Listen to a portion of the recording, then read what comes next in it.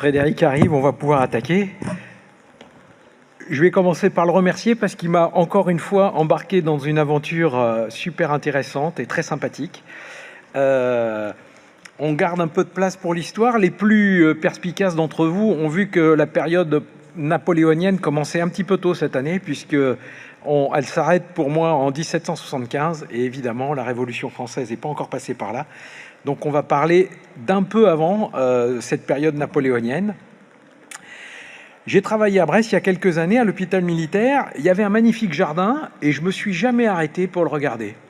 Et grâce à Frédéric, j'ai découvert Étienne Chardon de Courcelles, chirurgien de marine, médecin, jardinier, et je vais vous raconter son histoire parce qu'elle traverse toute une période qui a été très riche pour la chirurgie de marine.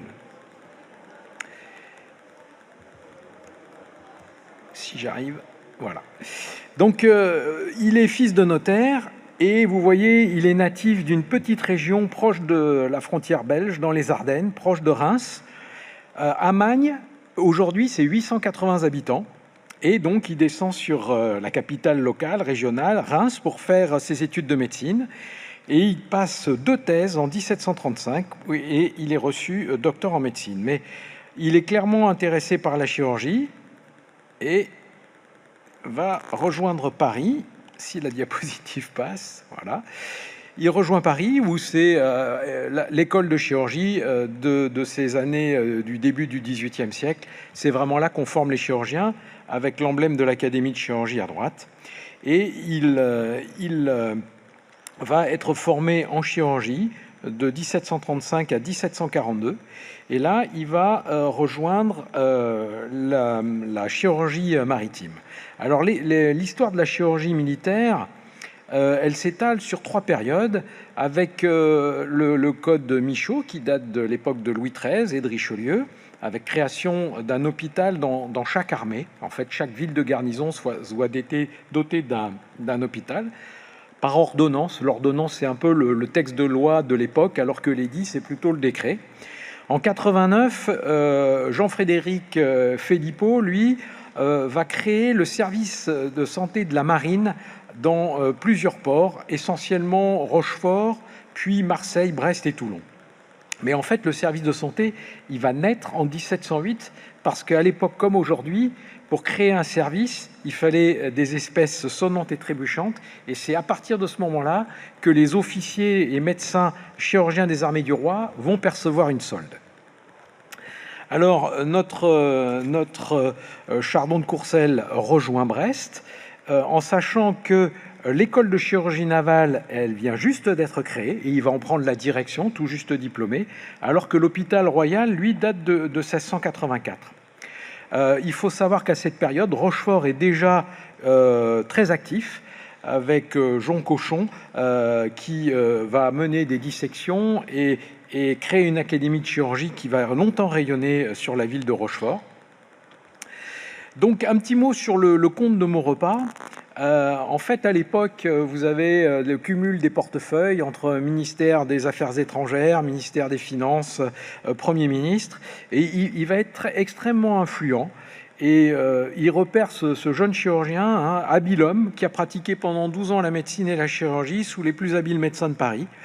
Donc, tout juste promu, il est nommé directeur de l'école de chirurgie à Brest. Il travaille beaucoup, il est très populaire auprès de ses étudiants, il écrit de nombreux ouvrages, et vous avez en haut à droite la première académie de marine de Brest. Alors Brest, vous savez, a subi plusieurs bombardements. Il y a eu des incendies au XVIIIe siècle, mais surtout la Deuxième Guerre mondiale qui est passée par là et qui n'a pas laissé beaucoup de bâtiments historiques intacts.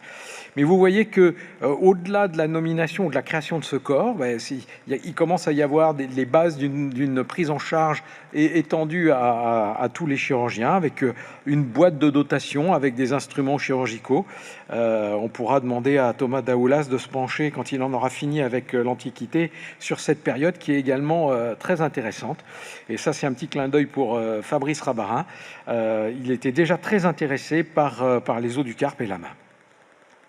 Alors l'école de médecine navale, c'est assez intéressant parce que il fallait 15 ans pour intégrer l'école de chirurgie.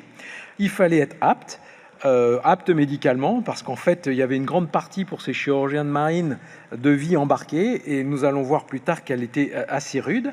Donc, plusieurs parties d'enseignement, avec de la médecine, de l'anatomie, mais aussi de la botanique. Les chirurgiens étaient également apothicaires, donc multicasquettes, et puis ils apprenaient la dissection, la cautérisation, technique de pansement, de bandage. Le film Master and Commander retrace assez bien cette période de l'activité du chirurgien embarqué au XVIIIe siècle. Donc voilà le plan de l'hôpital de l'époque qui a disparu, qui a été reconstruit, déplacé, mais vous voyez qu'il y a déjà le jardin royal des plantes. En fait, il y avait dans tous ces hôpitaux un jardin qui servait de succursale à la pharmacie, où on cultivait des plantes médicinales, avec un jardinier en chef. C'était une fonction nommée par le roi, et donc quelque chose qui était à l'époque extrêmement important. Et puis, il est quand même chirurgien de marine, donc il va embarquer en 1746 pour la campagne confiée au duc d'Anville. Alors, on n'a pas fini de parler des Anglais, mais là, ça va être une période difficile. Ils nous ont mis des raclées à chaque fois. Donc, cette escadre part pour le Canada, tenter de reprendre certaines parties de cette colonie aux Anglais. Et clairement, la fièvre typhoïde a beaucoup plus décimé les marins français que le plus féroce des adversaires anglais. Donc, malgré ces défaites cuisantes, le Jean-Baptiste de La Rochefoucauld, le duc d'Anville, est passé à la postérité. Vous avez à gauche la reproduction d'une cabine de chirurgien. C'est cabinet de consultation, lieu où il vivait, où il pouvait faire de petites interventions. Mais clairement, son rôle de chirurgien a été bien moins important que son rôle de médecin embarqué. Et voilà ce qu'il écrit quand il rend compte de sa mission à l'Académie de marine. Donc vous voyez, il faut imaginer ce bateau dont vous voyez la coupe.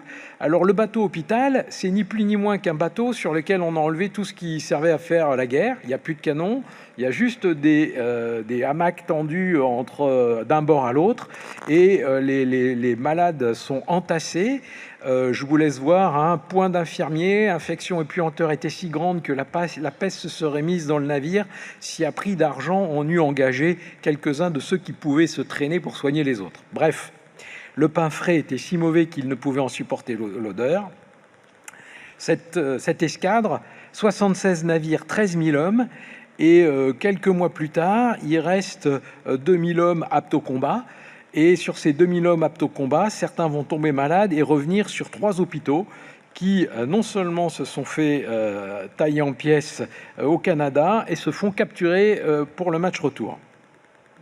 Donc, il se rend compte que la chirurgie, c'est bien, mais que dans l'époque à laquelle il exerce, les maladies infectieuses, les épidémies, c'est quand même très important, et il va se tourner vers cette pratique médicale particulière. D'autant plus que à la fin des galères, eh bien, il va récupérer les forçats qui vont être dispersés entre les galères qui étaient sur Toulon, sur plusieurs centres, les fameux bagnes, le bagne de Rochefort, le bagne de Brest, qui a compté jusqu'à 3700 forçats et qui en a accueilli à peu près 60 000 sur un siècle. Alors, un petit mot d'histoire. Alors en fonction des gens avec qui on discute, on n'en est pas sûr, mais le bagne était situé sur la Pinfeld. La Pinfeld, c'est ce bras de mer dans lequel étaient amarrés les bateaux de guerre, un refuge naturel, et le bagne était au début de cette vallée. C'est une vallée assez encaissée, c'est un peu un fjord, et vous aviez 2 façons de vous en échapper, soit par la mer, ce qui est assez compliqué. On connaît tous la chaleur des eaux brestoises, ou alors vous remontiez la Pinfeld pour tenter de vous échapper au bout de cette Pinfeld, et vous voyez ici l'hôpital de la Cavale Blanche. Alors en fait, si vous étiez parti pour la Pinfeld, eh bien les gendarmes vous attendaient au bout parce qu'il n'y avait pas tellement d'autres endroits, et comme cette cavale était vouée à l'échec, elle a donné son nom à cette vallée et ce lieu-dit de la Cavale Blanche. Alors Chardon de Courcelles, il fait plusieurs hypothèses sur cette fièvre typhoïde, et puis l'autre pathologie, c'est le scorbut. Et là encore, les Anglais ont un coup d'avance. Alors, pas de comité d'éthique, hein, pas de grande discussion sur comment faire. L'INT y récupère quelques marins victimes de scorbut et on les laisse sur leur bateau à quai en Angleterre en se disant bon, on va faire quelques expériences et puis on va voir qui survit. Donc, il se rend compte que les patients traités avec des extraits de jus d'orange et de citron étaient ceux qui guérissaient ou en tout cas qui survivaient et qui reprenaient le plus vite du poil de la bête, mais au milieu d'autres choses, hein, c'est-à-dire qu'il y a du cidre, du vin, de la sapinette, du lait de chèvre, bref, on ne sait pas trop ce qui fonctionne, mais c'est quand même ces gens-là qui vont le mieux.